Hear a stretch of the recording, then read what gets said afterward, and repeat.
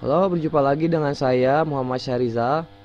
Di video ini masih membahas review dari ebook saya tentang tips menulis artikel blog yang baik.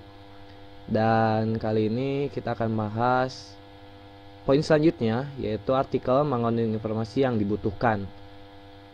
Salah satu hal yang paling tidak disukai para pembaca dari sebuah blog adalah informasi yang kita sajikan itu tidak sesuai dengan yang para pembaca harapkan. Agar artikel kita banyak disukai banyak orang, tentu kita harus menyajikan konten sebuah artikel yang sesuai dengan para pembaca inginkan. Contohnya, jika para pengunjung mencari informasi tentang sejarah perkembangan komputer, maka artikel yang kita beri judul Sejarah Perkembangan Komputer haruslah berisi dengan informasi yang seharusnya.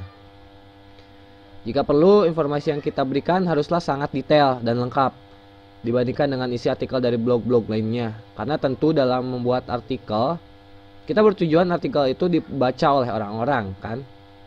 Dan jika orang-orang suka, maka bisa dipastikan artikel yang kita tulis itu bagus. Jadi untuk menulis artikel blog yang baik itu salah satunya harus mengandung informasi yang dibutuhkan.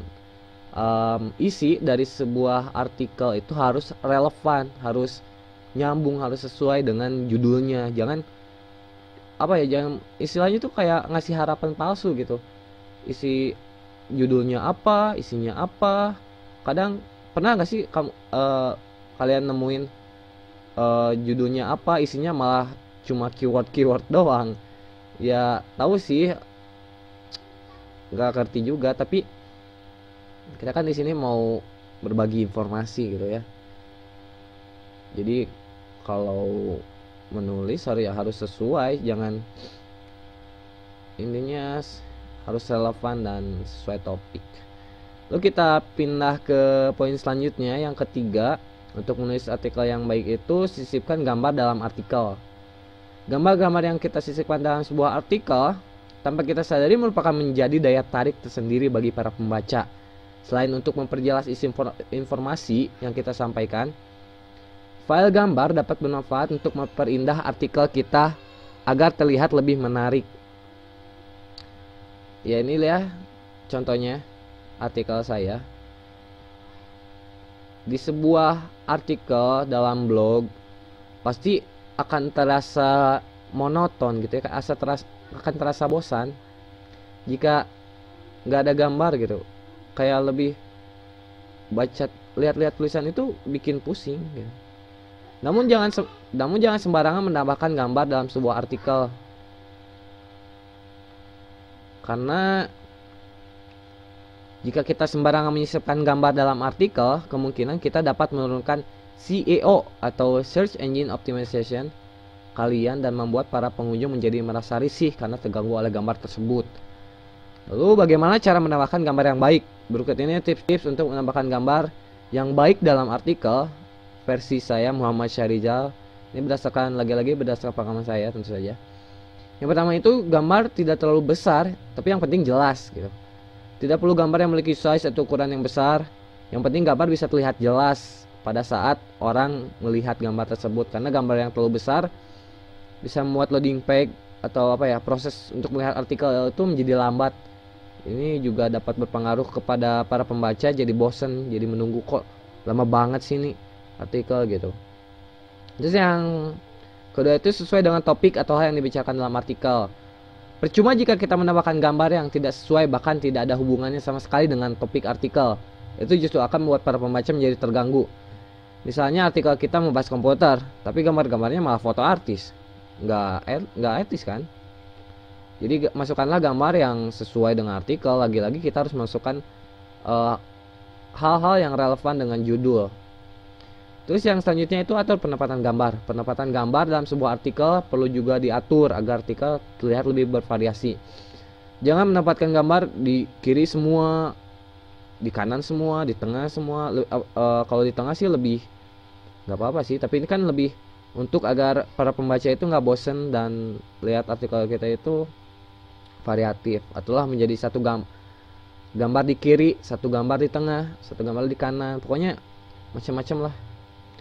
Terus juga jangan lupa dengan title dan alt image. Kalau kalian di apa ya, menggunakan fitur blogger. Ketika kita masukkan gambar lalu kita klik gambarnya, maka akan terlihat tulisan properties. Di situ kita harus masukkan title dan alt image kita. Title merupakan judul gambar dari artikel, sedangkan alt image nama lain dari gambar tersebut. Hal ini merupakan hal yang sangat penting bagi SEO kalian. SEO, CEO. Ya itulah. Jangan sampai hal ini tertinggal. Isilah title dan alt image kalian berdasarkan artikel dan keyword kata kunci kalian. Sebenarnya sih title dan alt image itu nggak akan terlalu berpengaruh bagi para pembaca karena nggak akan terlalu terlihat. Intinya ini sih lebih ke CEO-nya, ngaruh ke CEO-nya. Lalu kita masuk ke poin selanjutnya. Dalam menulis artikel blog yang baik itu gunakan ejaan yang baik, gunakan EYD, ejaan yang disempurnakan. Dalam menulis artikel, usahakan menggunakan ejaan yang baik atau EYD, ejaan yang disempurnakan. Karena jika kita menggunakan kata-kata, istilah atau singkatan yang tidak universal atau yang tidak umum, kemungkinan para pembaca merasa bingung dengan isi konten artikel kita. Apabila kalian telah disubmit ke berbagai search engine, tak jarang ada pengunjung dari luar negeri yang menemukan blog kita. Tentu orang luar negeri itu akan menggunakan fitur translate. Bagi beberapa, ada SMS ya. Itu akan menggunakan fitur translate kan. Namun apakah fitur translate itu bisa mengartikan kata-kata singkatan atau istilah? Meskipun ada beberapa yang bisa, tetapi lebih baik kita menggunakan kata-kata yang sangat umum saja. Ini dimaksudkan agar ketika orang dari luar negeri translate, mengalih bahasakan artikel kita itu masih bisa dibaca, masih bisa dimengerti meskipun dalam bahasa yang lain.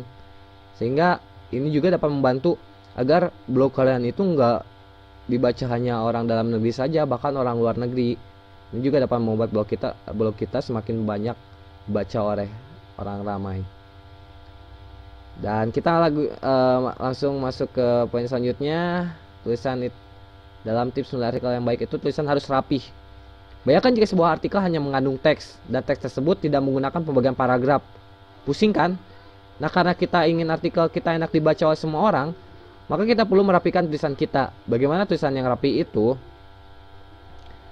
Untuk membuat sebuah tulisan yang rapi itu sebenarnya mudah. Kita hanya perlu membagi sebuah tulisan menjadi beberapa paragraf.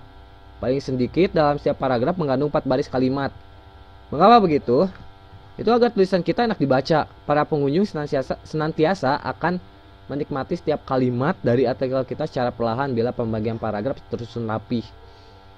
Karena coba deh, apakah kalian pernah nemuin artikel di mana artikel tersebut itu terlalu padat, terlalu panjang setiap paragrafnya, membuat kita jadi pusing, jadi malas baca. Jadi kita itu kayak nggak nikmatin semua isi artikelnya, nggak nikmatin semua tulisannya. Jadi kita kayak nyari apa sih ini, poinnya mana sih, poinnya isinya mana gitu.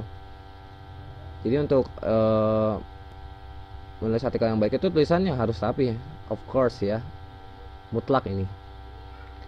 Dan untuk itulah sampai sini saja video saya tentang tips menulis artikel blog yang baik. Bahasan selanjutnya akan saya jelaskan di video selanjutnya. Dan terima kasih telah menonton video ini. Saya Muhammad Syahrizal, wassalam.